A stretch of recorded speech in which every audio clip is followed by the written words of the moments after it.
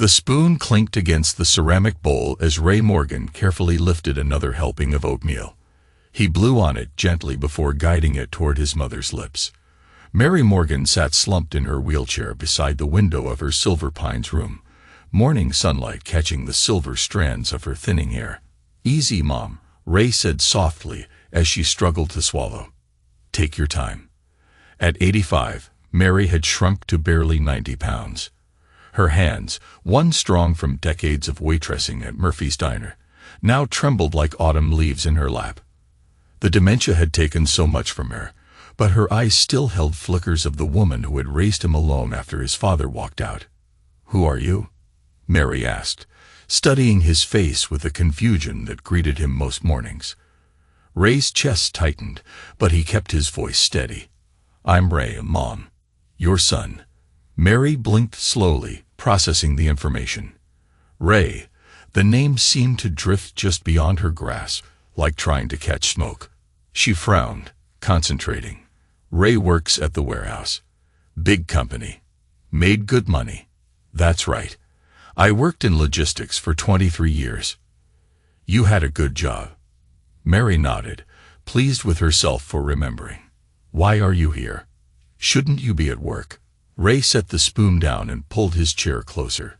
He'd had this conversation hundreds of times, but he never let impatience creep into his voice. "I retired early, Mom, to take care of you." "Oh," Mary looked confused again. "That doesn't sound right. You love that job. I love you more."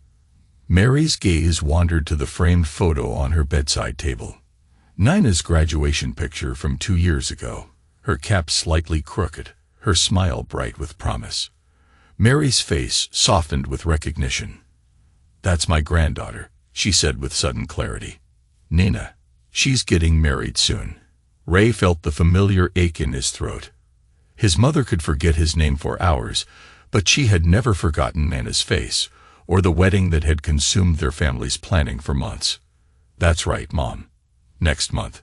She's so beautiful." Mary reached toward the photo with shaking fingers. "Just like her mother was at that age," she murmured, before trailing off, lost in memories she couldn't quite grasp. "Nina wants you at her wedding," Ray said carefully. Mary's eyes filled with tears. "I wish I could see her wedding. I probably won't live that long. The doctors said." She stopped, suddenly less frightened. "What do they say again?" Ray took her cold hands in his. "The doctors don't know everything. But Ray, I can barely remember what I had for breakfast. How can I go to a wedding? I'll embarrass everyone. I'll forget where I am. Forget who people are. You won't embarrass anyone. You're the bride's grandmother. You belong there." Mary shook her head, tears rolling down her cheeks.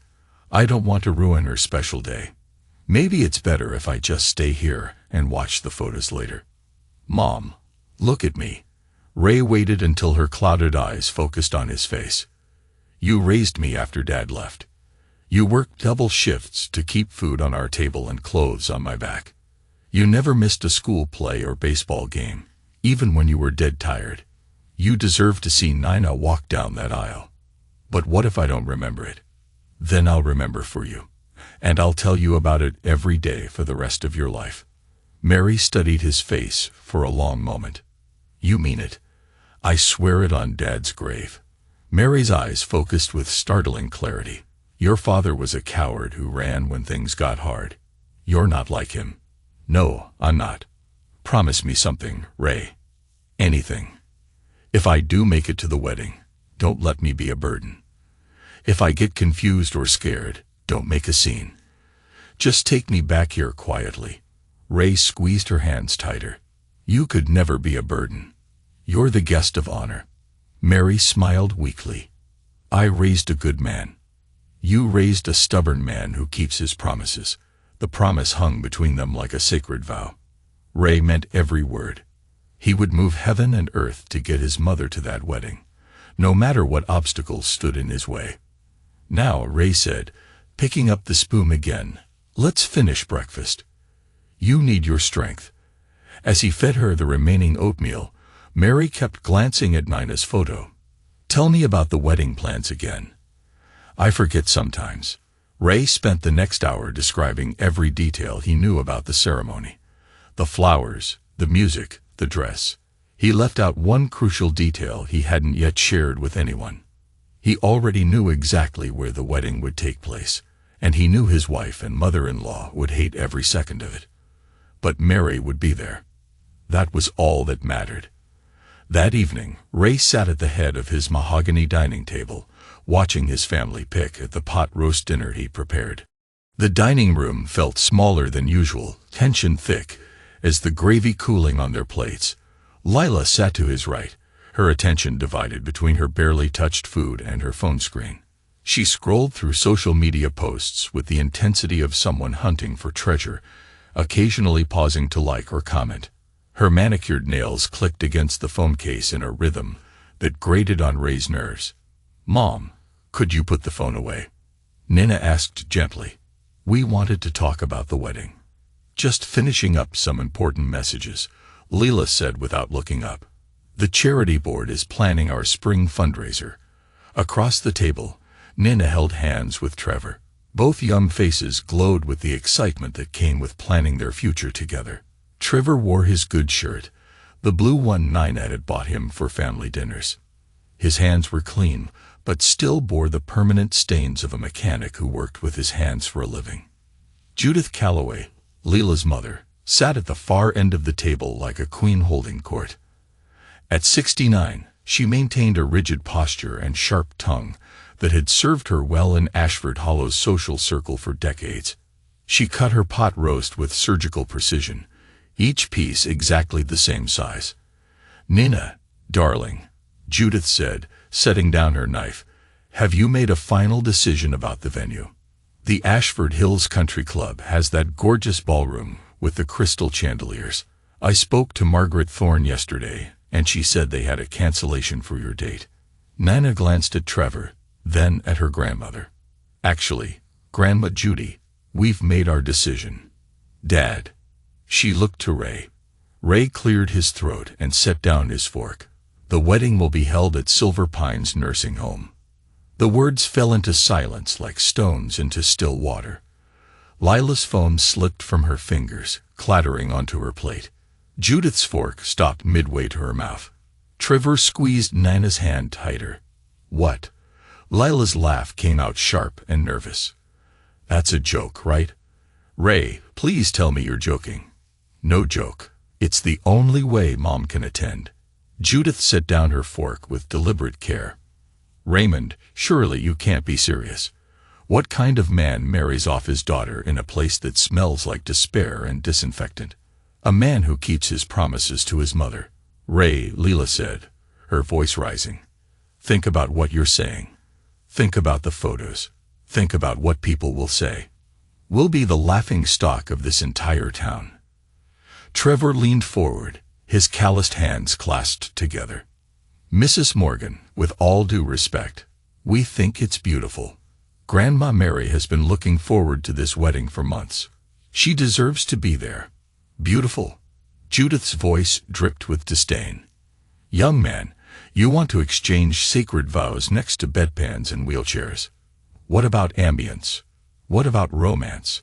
What will the guests think when they have to sit in some sterile institutional room surrounded by the smell of medicine and the moaning of ill people?" Ray's jaw hardened. "My mother isn't dying people. She's family." "That's not what I meant." "That's exactly what you meant." Ray's voice stayed level, but ice crept into his tone. "You've made it clear what you think about my mother from the moment she moved into Silver Pines." "I never said anything against Mary," Judith protested. "You said putting her in that place was giving up. You said she'd be better off in a state facility where she wouldn't be a financial burden." Judith's face flushed. "I was thinking practically. You were thinking about your reputation." Leela jumped in quickly. "Ray, let's not rehash old arguments. The point is, we need to think about Nina's future. These photos will be online forever. Her children will see them. Her friends will judge her. Her friends will see a family that values love over appearances," Nina said firmly. "Nina, sweetheart," Leela reached across the table toward her daughter. You're young. You don't understand how these things follow you. A wedding sets the tone for your entire marriage. It's a reflection of your values, your status in the community. My values include honoring my grandmother." Judith leaned forward, her voice taking on the persuasive tone she used for charity board meetings. "Darling, we're not asking you to dishonor anyone. We're simply suggesting there are alternatives. We could hire a medical transport service. Bring Mary to a proper venue for just the ceremony." "She can barely sit up for an hour," Ray said. The stress of being moved, dressed up, transported to an unfamiliar place, it could truly hurt her. "Then perhaps," Judith began delicately. "Perhaps what?" Ray's voice cut through the dining room like a blade. "Perhaps we should let her be alone while we dance at some fancy country club. Perhaps we should pretend she doesn't exist because it's inconvenient for your social calendar." "That's not fair." "Fair." Ray stood slowly, his chair scraping against the hardwood floor. "You want to talk about fair? My mother worked 2 jobs to raise me after my father abandoned us. She waited tables at Murphy's Diner for 30 years, coming home with aching feet and grease stains on her uniform so I could have school clothes and lunch money. She never missed a parent-teacher conference, never forgot a birthday, never complained about the sacrifices she made. And now, when she's asking for one thing, to see her granddaughter get married, you want to deny her that because it might embarrass you in front of your country club friends." Nina's eyes filled with tears. "Dad's right. Grandma Mary comes first." "Nana." Layla's voice cracked with desperation. "Think about your future children. Think about showing them these wedding photos. What will you tell them when they ask why their grandma got married in a nursing home?" "I'll tell them their mother chose love over status," Nina said, her voice carrying steel that reminded Judith uncomfortably of Ray. "I'll tell them about their great-grandmother who worked her whole life to give her family a better future, and how we honored her when she needed us most. But the cost," Judith tried again, "will be a fraction of what you'd spend at the country club," Trevor said quietly, "and every penny will go toward making Grandma Mary comfortable and happy." Leela turned to Ray with pleading eyes. "Ray, please, think about our reputation. Think about my position on the charity board. Think about what this will do to our standing in the community." "I don't care about your standing in the community," he said. "How can you say that? We've worked for years to build our reputation in this town. You've worked to build your reputation. I've worked to build a life worth living." Judith straightened in her chair, her voice taking on the imperious tone she reserved for servants and subordinates. "Raymond, I understand you feel loyal to your mother. That's admirable, but loyalty shouldn't blind you to practical considerations. A wedding is about more than sentiment. It's about establishing your daughter's place in society. My daughter's place in society is wherever she chooses to put herself. She doesn't need your approval or anyone else's, but she needs our support. She has my support. She doesn't need yours." Ray walked toward the dining room door, his back straight as a steel beam, the weight of 3 generations of expectations pressing against his shoulders. But he didn't bend. "Where are you going?" Leela called after him. He paused in the doorway, not turning around. "To tell Mom she's going to see her granddaughter's wedding." "Ray, we're not finished discussing this." "Yes, we are." The front door closed behind him with quiet finality, leaving the dining room in stunned silence. Through the window, they watched him walk down the street toward Silver Pines, his stride purposeful and determined. "He'll come to his senses," Judith said finally. "When he realizes what this will cost us socially, he'll change his mind." But Nina and Trevor exchanged a look that said otherwise. They knew Ray Morgan better than that. When he made a promise, especially to his mother, nothing in the world could make him break it. 3 days later, Leela's dining room buzzed with the carefully modulated voices of Ashford Hollow's social elite. 5 women gathered around the antique mahogany table, crystal mimosa glasses catching the afternoon light streaming through the lace curtains. The finger sandwiches and petit fours were arranged on Leela's grandmother's china, each piece a small weapon in the ongoing war of social status. "I simply cannot believe it," Judith said for the third time, shaking her perfectly coiffed head. A nursing home wedding. Can you imagine? Patricia Wells, wife of the bank president, paused with her teacup halfway to her lips. It's so. She searched for a word that would convey her distaste without sounding completely heartless. Depressing. Poor Nana, added Rebecca Stone, whose husband owned the largest real estate agency in town. She'll regret this for the rest of her life. Wedding photos are forever, you know. What will she tell her children? Leila sipped her mimosa and scrolled through her phone, checking social media notifications with the dedication of a stock trader watching market fluctuations. Ray won't listen to reason. He's completely obsessed with his mother. It's become unhealthy, really. Men and their mothers, Judith sniffed, with the authority of someone who had managed to outlive 2 husbands. It's unnatural at his age. He's 52 years old, for heaven's sake. Margaret Thornton, the newest member of their circle and owner of the town's most exclusive boutique, leaned forward with interest. What does Trevor's family think about all this? Surely they have some influence. Leila waved her hand dismissively. They're blue-collar people. His father works at the Ford plant. His mother cleans houses.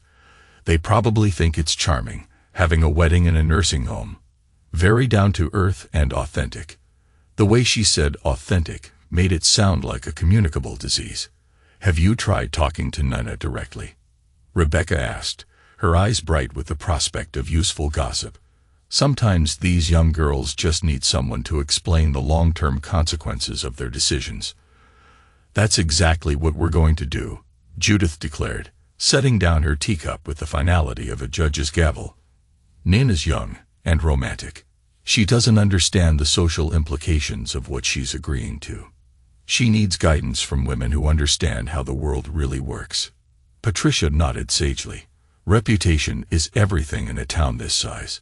One bad decision can follow you for decades. Exactly, Leila said, finally looking up from her phone. This isn't just about one day. This is about how people will see our family for years to come. Every time someone mentions Nina's wedding, they'll remember the nursing home. They'll whisper about it at every social event. Margaret shuddered delicately. I can only imagine what the country club set will say. They're already talking, you know. Word gets around fast in a place like this. Were they saying? Judith demanded. Oh, the usual things, that Ray has lost perspective, that he's putting his mother's feelings above his daughter's future. Some are even questioning whether the family can really afford a proper wedding. And this is just an excuse to cut costs. Lila's face flushed with embarrassment. That's ridiculous. Ray has excellent insurance benefits from his logistics job. We could easily afford the country club. But people don't know that, Patricia pointed out. Appearances matter. If you look like you're cutting corners, people assume you are. An hour later, the social circle had departed, leaving behind empty glasses and a dining room thick with the perfume of shared superiority. Lila immediately called Nina and demanded she come over for an important family discussion. Nina arrived 20 minutes later, her face already flushed with defensive anger. She had learned to recognize the tone in her mother's voice that preceded these ambush conversations. Sit down, sweetheart, Lila said, gesturing to the chair across from her and Judith. We need to talk about your wedding plans. If this is about the venue, we've already decided. Just hear us out. Judith interrupted smoothly. We're not here to argue. We're here to offer you alternatives. Nina remained standing, her arms crossed. What kind of alternatives? We want to give you a proper wedding, Lila said, her voice taking on the sweet tone she used when trying to manipulate someone. The country club, a string quartet, real flowers instead of whatever artificial arrangements they can scrape together at that place. That place is where Grandma Mary lives. Darling, Judith said, leaning forward with practiced concern, you're thinking with your heart instead of your head. A wedding is about your future, not your past. It's about establishing yourself and Trevor as a couple worthy of respect in this community. This isn't about money, Nina, Lila added quickly. Your father has excellent insurance payouts from his old job. We have savings. We can afford to give you something beautiful, something you'll be proud to remember." Nina sat down heavily, recognizing she wouldn't be allowed to leave until they'd said their piece. "Go on. Think about your career," Judith continued. "You want to teach elementary school, correct? Well, teachers are held to certain standards in communities like this. Parents notice things. They remember things. Do you really want to be known as the teacher who had a nursing home wedding? And think about Trevor's business," Leela added. "He wants to open his own auto shop someday. Success in this town depends on reputation, on being accepted by the right people. How will it look if his wedding photos show him exchanging vows in a place where people go to spend their final days?" Nina's jaw tightened. Grandma Mary isn't going there to give up. She's living there because she needs care. "Of course, sweetheart. But that's not how other people will see it. They'll see a family that couldn't manage a proper celebration for their daughter's wedding. We're offering you everything you could want," Judith pressed. "A beautiful ballroom, professional photography, a reception your friends will talk about for years. All you have to do is say yes." Nina stood abruptly. "No, just think about it." "I said no." Nina's voice carried a firmness that reminded Judith uncomfortably of Ray, when he'd made up his mind about something. Grandma Mary raised Dad when his father walked out on them. She worked double shifts at the diner to pay for his school clothes and baseball equipment. She never missed a school play or parent conference, even when she was exhausted. "She deserves to see my wedding. But the photographs will show a family that values love over status." Nina grabbed her purse from the side table. "We'll show a grandmother who was honored by people who remembered what she sacrificed for them." "Nina, please. I'm marrying Trevor at Silver Pines next month, and that's final. If you can't support that decision, then you don't have to come."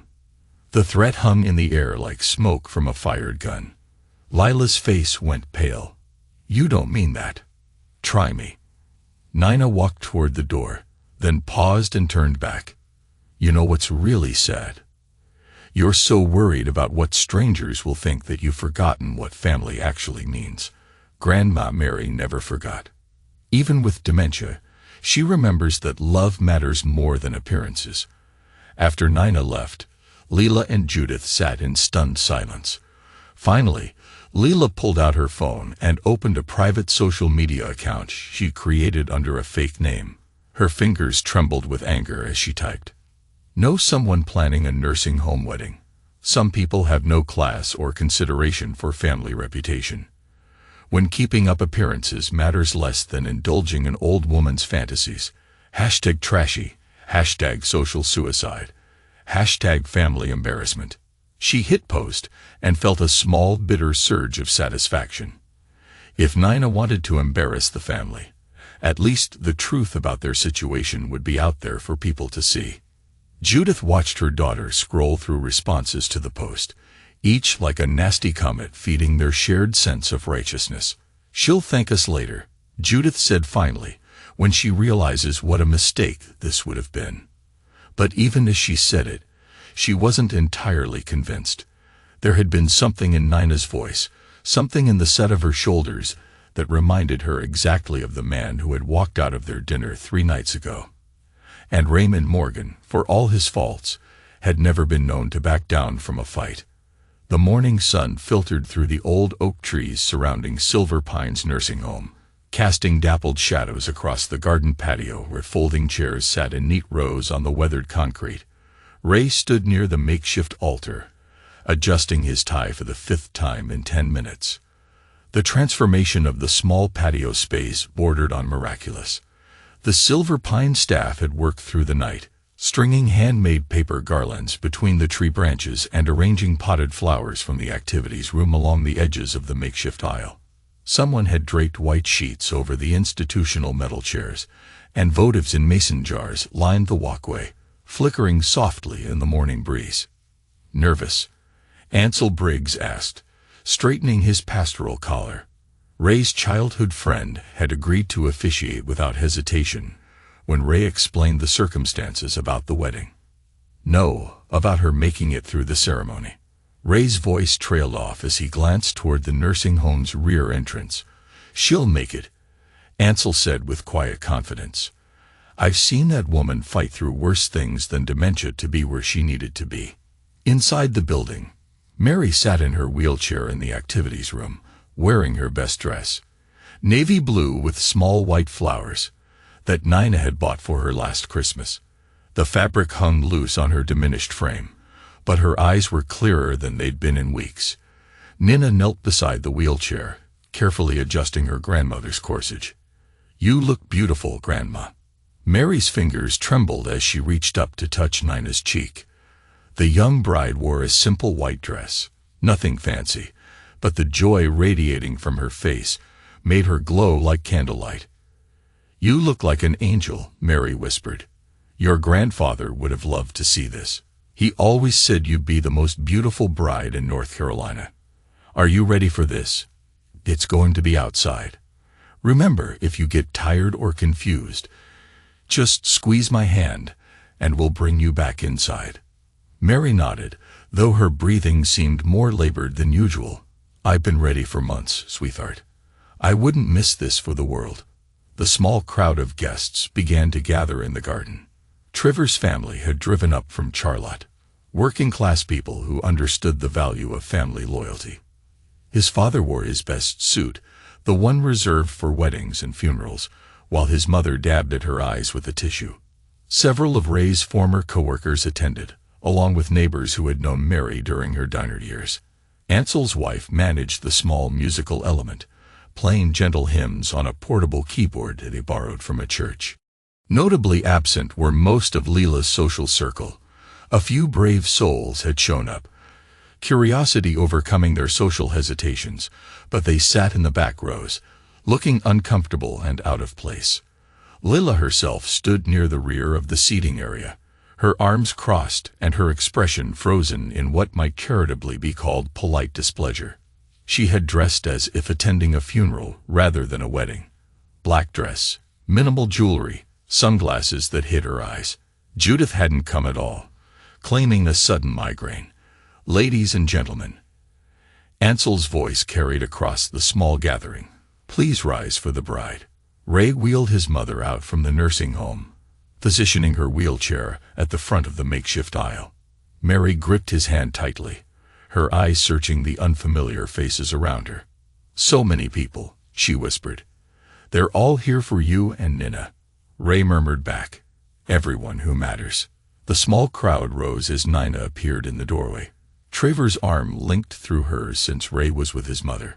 She'd chosen to walk herself down the aisle, and her face radiated such pure happiness that several guests reached for tissues.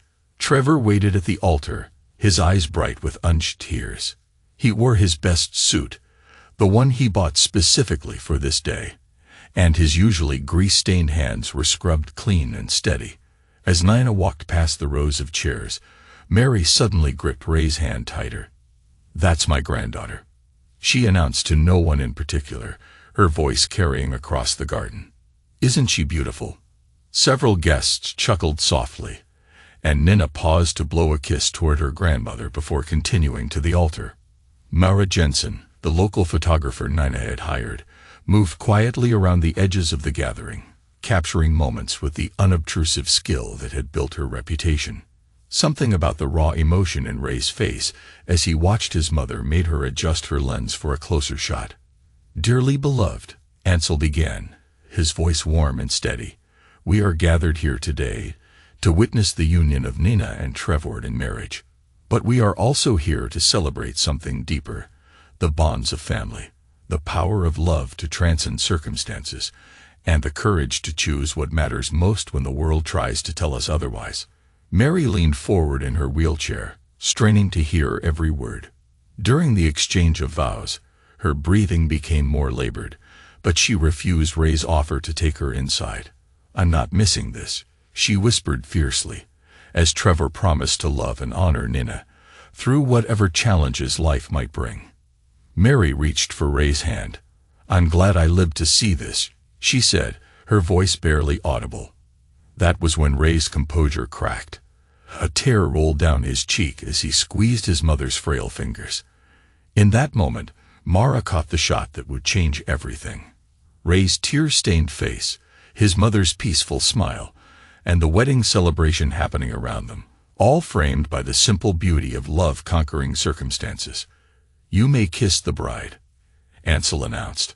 As Trevor and Nina kissed, the small crowd erupted in applause.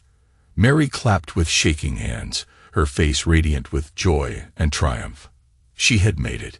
She had seen her granddaughter married, had witnessed the love and commitment that would carry the young couple into their future. The reception was simple, cake and punch served on folding tables in the same garden space. Mary managed to stay for 20 minutes, long enough to see Nana cut the cake and throw her bouquet, before exhaustion finally claimed her. "Take me inside now," she whispered to Ray. "I've seen what I needed to see." As Ray wheeled her back toward the nursing home, Mary reached up and caught his hand one more time. "Thank you," she said simply, "for keeping your promise." Ray kissed the top of her head, his heart full despite the tears still threatening to fall. "Thank you for teaching me what promises mean." Behind them, the reception continued in the garden, laughter and music drifting through the evening air. Lila sat alone at a table for 6, watching her daughter's joy with an expression that mixed love, regret, and something that might have been envy. She had attended her daughter's wedding, but she had missed its meaning entirely. That evening, Mara Jensen sat in her home office, scrolling through the hundreds of photos she'd captured at the nursing home wedding. As a professional photographer who specialized in life events, she had seen every kind of celebration imaginable. But something about today's ceremony had touched her differently. She paused at the image of Ray and Mary during the vows, his tear-stained face, her peaceful smile, the love radiating between them as they shared a moment that transcended the simple setting around them. The raw emotion in the photograph spoke to something universal about family, sacrifice, and the courage to choose love over convenience. Mara opened her business social media page and began crafting a caption. "This man brought the wedding to his mother before time could take her away." Sometimes, love means changing your plans. Sometimes it means a nursing home garden is more beautiful than any ballroom. Today I witnessed a family that understands what really matters. #LoveWins, #family, #wedding photography, #true love, #honor. She posted the image and closed her laptop, thinking nothing more of it than any other wedding posts she shared to promote her business. By morning, her phone buzzed nonstop with notifications. The post had been shared hundreds of times overnight. Local news stations were calling. Her email inbox overflowed with messages from strangers moved by the story. Ray discovered the viral sensation when his own phone started ringing at 7 in the morning. "Mr. Morgan, this is Jennifer Walsh from Channel 7 News. We'd love to do a story about your mother and yesterday's wedding. Our viewers are incredibly moved by your family story." "I'm not interested in publicity," Ray said, reaching for his coffee with his free hand. "Sir, I understand your reluctance, but your story is inspiring people across the country. We have comments from families in California, Texas, Florida. People who say your example has changed how they think about their own elderly relatives." Ray hung up without another word, but the calls kept coming. 3 more news stations, 2 newspapers, and a regional magazine all wanted interviews. His email inbox, which usually contained nothing more interesting than insurance notifications and pharmacy reminders, was flooded with messages from complete strangers. "My father has memory loss, and your story reminded me what really matters. I'm flying home this weekend to spend time with him. You're the kind of son I hope to raise. Thank you for showing the world what family loyalty looks like. Bless you and your mother. My grandmother died alone in a nursing home because we were all too busy with our own lives. You've inspired me to volunteer at our local facility. I'm a nurse at a memory care unit, and I see families abandon their loved ones every day. You give me hope that there are still people who understand what love really means." Ray read each message quietly, never responding, but feeling something shift in his chest. The support felt like armor against the judgment and criticism he'd endured from his own family. By noon, the local newspaper had picked up the story. By evening, it had been shared on regional news websites. The simple photograph of a son honoring his mother had touched something deep in the American consciousness, a longing for authentic family connection in an age of superficial social media relationships. The Silver Pines nursing home began receiving calls from across the state, families inquiring about services, volunteers offering to help with activities, donors asking how they could support the facility that had hosted such a beautiful celebration of love and commitment. Ray's former coworkers started forwarding him links to the story as it spread across social media platforms. Old friends from high school reached out to congratulate him. Even his insurance agent called to say how proud the whole company was of their former employee. But not everyone's response was positive. Lila burst through the front door the next morning like a woman fleeing a fire. Judith closed behind her. Both women looked frantic, their usual polished composure replaced by barely controlled panic. "Take it down," Lila demanded before Ray had even looked up from his morning coffee and newspaper. "Right now." Ray sat at his kitchen table, reading another email from a stranger whose father suffered from memory loss. He didn't acknowledge his wife's dramatic entrance. "I said take it down." Lila's voice cracked with hysteria. "Take what down?" Ray asked calmly, not lifting his eyes from the screen. "Don't play dumb with me. That photographer, that viral post. Make her remove it. Call her right now and demand she delete it." "Why would I do that?" Judith stepped forward, her face pale beneath her carefully applied makeup. "Raymond, people think we're cold-hearted. My charity group has been fielding calls all morning. They want to know why we weren't prominently featured in the wedding photos. They want to know why the groom's blue-collar family looked more supportive than the bride's own mother and grandmother. Maybe because they were more supportive. We had prior commitments," Judith said weakly. "Social obligations that couldn't be canceled. You had prior prejudices that couldn't be overcome." Lila slammed her hand on the kitchen table, making Ray's coffee cup rattle. "This is destroying our reputation. People are calling us selfish, heartless, shallow. The comments on that post are vicious. They're saying we abandoned an elderly woman, that we care more about status than family." "You do. How dare you?" "How dare I what?" "Tell the truth. Point out that you've spent the last month complaining about the wedding venue instead of celebrating your daughter's happiness." Ray finally looked up, his eyes hard as winter stone. "I know about the anonymous posts, Lila. I know you mocked my mother online. I know you told your friends this wedding was beneath your social standards." Lila's face went white. "I never. Some people have no class or consideration for family reputation." Wasn't that your exact quote? The kitchen fell silent except for the steady tick of the wall clock. Judith grabbed Lila's arm, her grip tight enough to leave marks. "We need to fix this," Judith said desperately, privately, family to family, before this gets any worse. Ray stood slowly, walking to the window where he could see Silver Pines in the distance. The morning sun caught the windows of his mother's room, and he wondered if she was awake yet, if she remembered yesterday's wedding, if she was happy. "There's nothing to fix," he said, without turning around. "You showed your true colors. The whole world just happened to notice. Please," Lila's voice cracked, tears threatening. "Help us salvage this. Make a statement. Tell people we supported the wedding, that we were there, that we love Mary. I don't lie for cowards. Ray, I'm your wife. You're a woman who shares my last name. Nothing more." The words hit Lila like physical blows. She'd expected anger, argument, even fury. She hadn't expected this cold dismissal, this complete emotional detachment. "You can't do this to us," Judith said weakly. "We're family." Ray turned from the window, his face expressing nothing but tired disgust. Family doesn't abandon each other when times get hard. Family doesn't mock elderly relatives for social media likes. Family doesn't choose reputation over love. "We made mistakes. You made choices," Choices that revealed exactly who you are and what you value. Now you want me to lie to protect you from the consequences of those choices. What do you want from us?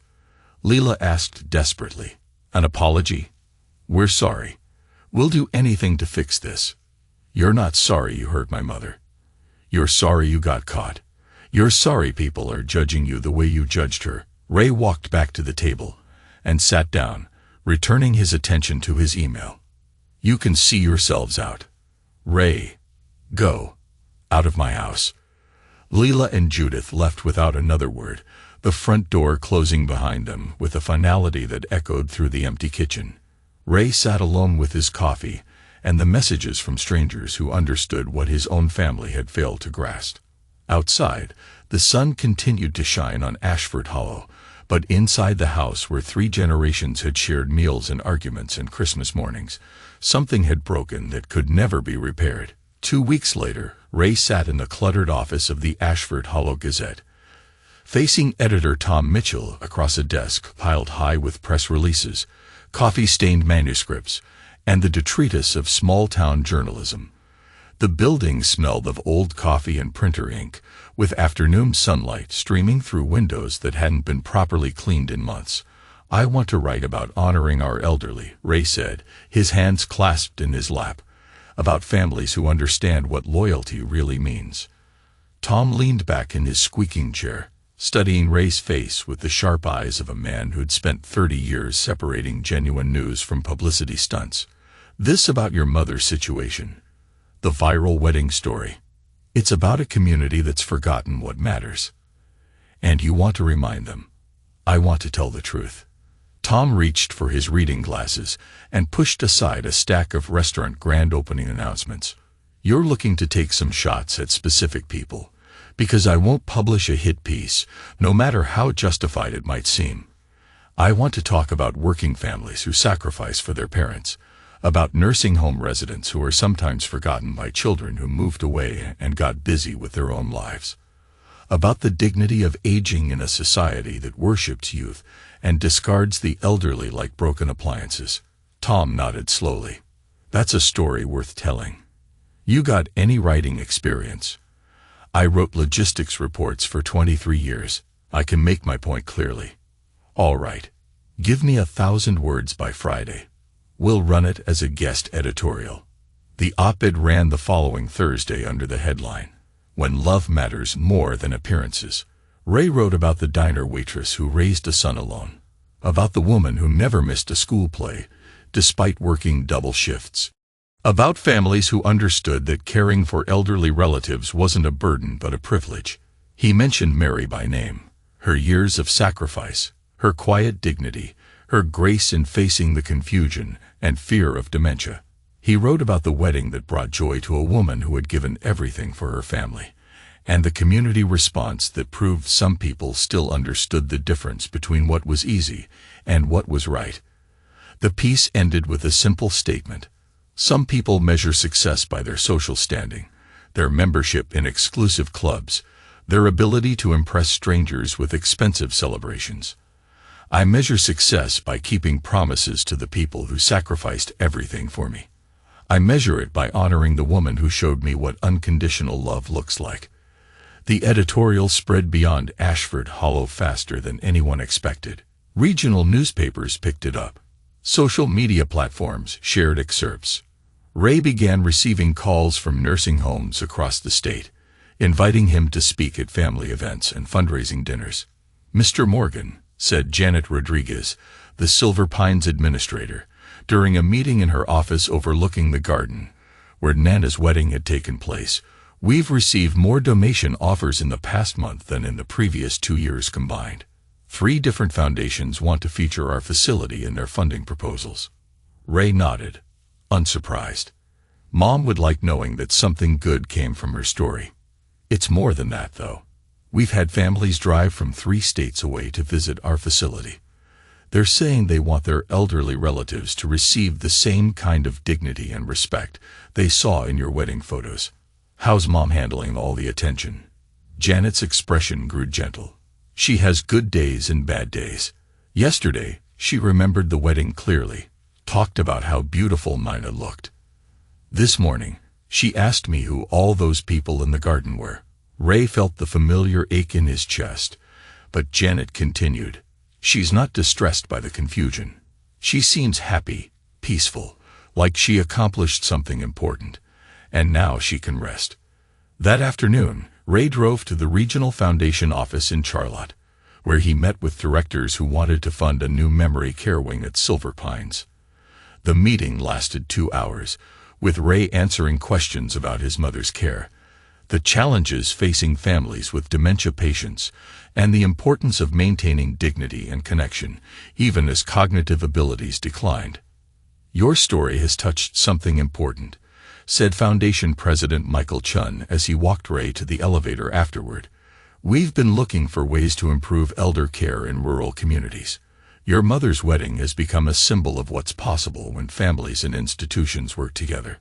Ray shook the man's hand, thinking about how his simple promise to his mother had rippled outward in ways he never could have imagined. "The credit belongs to the Silver Pines staff," Ray said. "They made the wedding possible. But you made the choice to put your mother's happiness above social expectations. That's the real story here."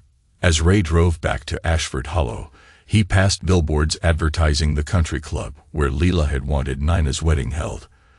The signs promised elegance, sophistication, and memories to last a lifetime. But Ray knew the truth. The most important memories were built from love, not luxury, and the most elegant celebrations were the ones that honored what mattered most. The consequences came swift and merciless, like a summer storm that had been building on the horizon for weeks, before finally breaking over Ashford Hollow's carefully maintained social structure. At tea, the monthly charity board meeting, Patricia Wells cornered Judith in the parking lot of the country club, her usual friendly mask replaced by cold calculation. "We found your daughter-in-law's anonymous social media account," Patricia said without preamble. "The posts about the nursing home wedding, the comments about trashy families and social suicide. Very enlightening reading." Judith's face crumbled like old parchment. "Patricia, you know Lila didn't mean those things. She was upset, emotional about the situation. We know exactly what she meant. The board voted this morning. You're both out, effective immediately." "You can't be serious. I've been on this board for 15 years. And in 15 years, you've never shown this level of public callousness toward your own family. We can't have board members who mock elderly relatives for social media likes. It reflects poorly on our charitable mission." Patricia turned to walk away, then paused. "For what it's worth, Judith, most of us thought Ray made the right choice. It takes real character to put an elderly parent's happiness above social convenience." Inside the country club, Leela sat alone at a table set for 6, watching her usual brunch companions eat at a different table across the dining room. They'd seen her come in, had made eye contact, but no one had issued the customary invitation to join them. Her phone buzzed constantly with notifications, people unfriending her on social media, canceling lunch dates, removing her from group chats and email lists.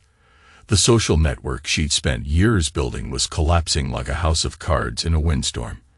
Rebecca Stone walked past her table without stopping, then returned as if she'd forgotten something. "Leela," she said with false sweetness, "I wanted to let you know we've decided to hold the spring fundraiser planning meeting at Margaret's house instead of yours. We thought it might be more appropriate." "Rebecca, please, let me explain about those posts." "No explanation necessary. We all understand exactly what kind of person would mock their husband's ailing mother for internet points." Lila's face burned with shame and anger. "She's not dying, isn't she? Because from what I hear, Ray's been spending every day at that nursing home since the wedding, helping her through what everyone knows are final months. While you've been more concerned about salvaging your reputation than supporting your family," Rebecca said, then walked away, leaving Leela alone with her untouched mimosa and the weight of her isolation. That evening, Leela drove home to find Ray's truck missing from the driveway. Inside the house, she discovered boxes stacked in the hallway, his clothes, books, and personal belongings packed with the methodical efficiency of a man who had made up his mind. Ray emerged from the master bedroom, carrying his last box of belongings, his face expressing nothing but tired resignation. "What are you doing?" Leela asked, though the answer was obvious. "Moving to the guest room. Permanently." "Ray, we need to talk about this situation. About our marriage. About how to move forward." "No, we don't." He carried the box down the hall without making eye contact, setting it down in the spare bedroom that would become his new sanctuary. "I'm sorry about the posts," Leela called after him. "I was angry and hurt, and I said things I didn't mean." "You said exactly what you meant. You revealed exactly who you are when you think no one important is watching." Leela followed him down the hall, desperation creeping into her voice. "I'll do anything to fix this. Counseling, therapy, whatever you want. I'll apologize publicly, take responsibility for my mistakes." Ray set the box down and turned to face her, his eyes empty of any warmth or affection. "You can't fix what you never valued. I value our marriage. You value your reputation. You value your status in this community. You value your ability to look down on people you consider beneath you. You've never valued my mother, and you certainly don't value me." "That's not true. Prove it." Ray's challenge hung in the air like smoke from a fired gun. "Tell me one thing you've sacrificed for this family. One time you put someone else's needs above your own image or convenience." Leela opened her mouth to respond, then closed it as the truth settled over her like a lead blanket. She couldn't think of a single example. In 24 years of marriage, she had always found ways to make her choices seem like the practical, sensible options that just happened to align with what she wanted anyway. "That's what I thought," Ray said quietly. The silence stretched between them like a chasm that had been widening for years without either of them noticing. "You can't just give up on us," Leela said weakly. "I gave up on us the night you mocked my mother on social media for likes from strangers." Ray walked into the guest room and closed the door behind him with quiet finality. Lila stood in the hallway, surrounded by the house they'd shared for over 2 decades, feeling more alone than she'd ever felt in her life. Outside, the sun set over Ashford Hollow, casting long shadows across a community that was slowly learning the difference between reputation and character, between appearances and truth. 3 weeks later, Ray sat in attorney David Park's office in downtown Ashford Hollow. Documents spread across the mahogany desk like evidence in a criminal trial. The afternoon sun streamed through tall windows, illuminating bank statements, medical records, and financial authorizations that told a story Ray was only beginning to understand. "I need you to review my mother's financial records," Ray said, his voice tight with controlled anger. "Something doesn't add up with her medical account." David Park had been practicing elder law for 15 years, and he'd seen every form of financial abuse that families could inflict on their elderly relatives. He examined the bank statements with the practiced eye of someone who knew exactly what to look for.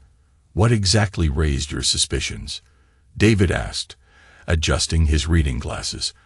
"I was reviewing her care expenses for tax purposes, and there's $5,000 missing from her medical account. Cash withdrawal made last spring, when she was already showing significant cognitive decline. Do you have access to these records as her power of attorney?" "Medical power of attorney, yes. But Leela has been handling the day-to-day banking since Mom moved into Silver Pines. I trusted her to manage the expenses appropriately." David's finger stopped on a line item dated May 15th. "Here, $5,000 cash withdrawal, signed authorization on file." Ray studied the signature, recognizing Layla's handwriting immediately, the careful loops and practiced flourishes that had signed Christmas cards and school permission slips for years. "Can you trace where this money actually went? If there are receipts, credit card records, anything showing how the cash was used?"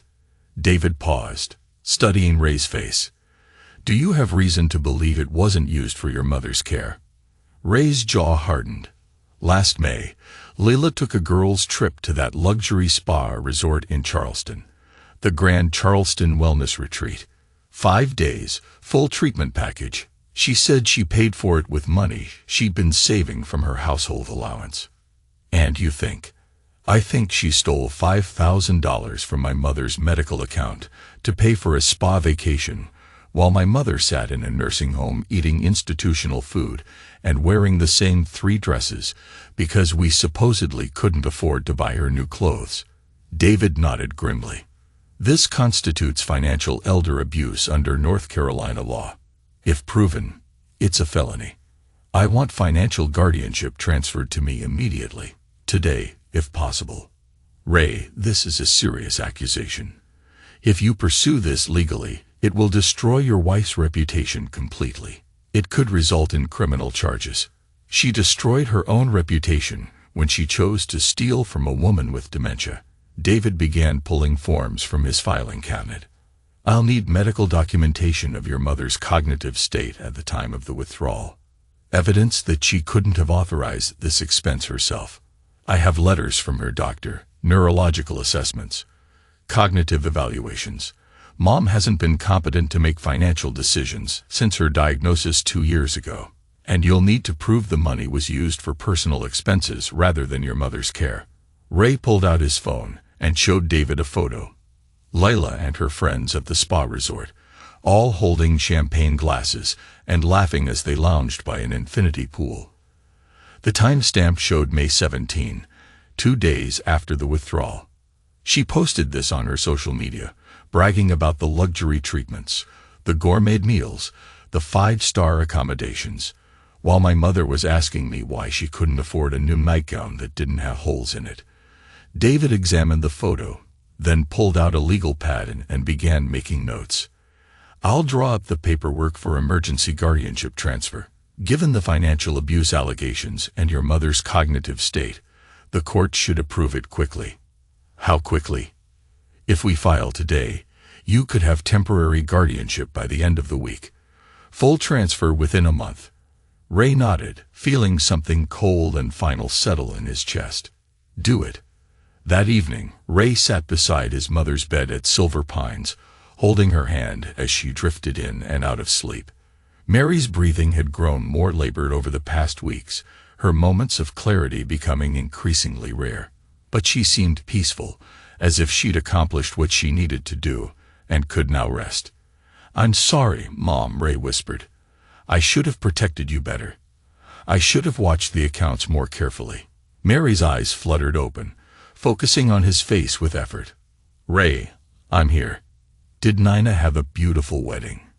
Ray smiled, despite the tears threatening to fall. Even in her confusion, his mother's priorities remained clear. The most beautiful wedding in the world, Mom. You were there. You saw her walk down the aisle. Good.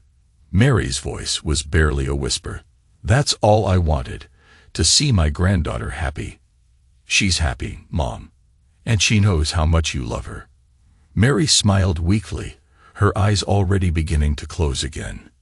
Good. That's what matters. Ray sat with her through the night, holding her hand and listening to her labored breathing. By morning, Mary Morgan had passed away peacefully in her sleep, her hands still clasped in her son's. The woman who had worked 2 jobs to raise him alone, who had sacrificed everything for his happiness, who had asked for only one thing in her final months, to see her granddaughter's wedding, was gone. But she had gotten her wish. And Ray had kept his promise. 1 year later, Ray stood in the Silver Pines garden on a crisp October morning, unveiling a bronze plaque mounted on a granite stone positioned near the spot where Nina and Trevor had exchanged vows.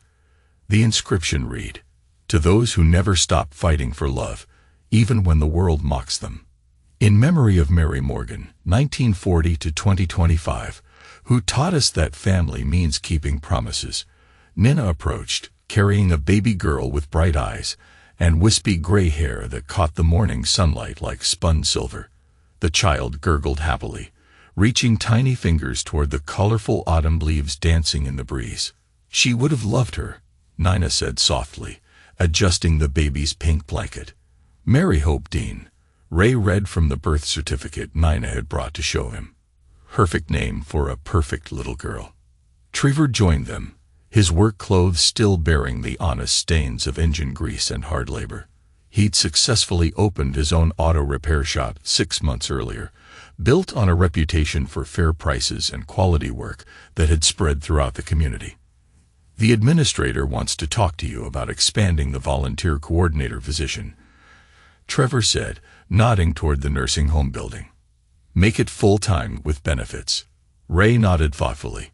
3 days a week, he helped families navigate the challenges of elder care, writing grant applications, organizing activities, and sitting with residents who had no visitors.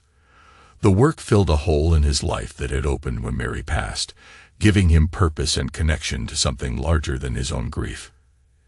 "Any word from Mom?" Nina asked quietly, though they all knew the answer. "No, and there won't be." Leela had moved back in with Judith after the divorce was finalized. Both women lived in social exile now, their reputations destroyed beyond any hope of repair. The financial abuse charges had made the local newspapers, and the story of a woman who stole from her husband's mother to fund a luxury spa vacation had traveled far beyond Ashford Hollow's borders. They lived together in Judith's smaller house on the less fashionable side of town. Two women who had spent their lives climbing social ladders that ultimately led nowhere. Their former friends crossed streets to avoid them. Their charity organizations had publicly distanced themselves from their involvement. Even the country club had quietly suggested they consider membership elsewhere. Ray had kept the house, the savings, and most importantly, his self-respect. He'd never spoken to either woman again after the day the guardianship transfer was approved. He'd never forgiven them for what they'd done to Mary. And he never would. But he'd discovered something more valuable than their apologies or their suffering. The knowledge that he'd kept every promise to the woman who'd raised him. Mary had seen her granddaughter's wedding. She died knowing she was loved, honored, and remembered. "I have something for you," Ray said, pulling an envelope from his jacket pocket. "From Mom's effects." Nina opened it carefully, revealing the handwritten note in Mary's shaky script. "My dearest Nina, if you're reading this, it means I'm not there to tell you myself how proud I am of the woman you've become. Thank you for giving me the most beautiful wedding gift, the chance to see you marry for love. Take care of your father. He's the best man I ever knew. All my love, Grandma Mary." Tears streamed down Nina's face as she read the note aloud. Trevor put his arm around her shoulders, and baby Mary Hope gurgled as if she understood the importance of the moment. "She wrote this the day after the wedding," Ray explained, "gave it to Janet Rodriguez to hold until." He couldn't finish the sentence, but he didn't need to. As the sun climbed higher over Ashford Hollow, Ray walked back toward the nursing home, ready for another day of choosing love over appearances, substance over status, and loyalty over convenience. Behind him, the plaque caught the morning light, a permanent reminder that some battles were worth fighting, no matter what the world thought. And in the end, Mary Morgan had won the only victory that mattered. She'd been loved completely, honored deeply, and remembered forever by people who understood that family meant keeping promises, even when keeping them cost everything else. The moral of the story was written not in words on a plaque, but in the lives of the people who chose to put love first when it would have been easier to choose everything else. And in a world that too often measured success by wealth, status, and social media likes, that was a lesson worth preserving for future generations to discover.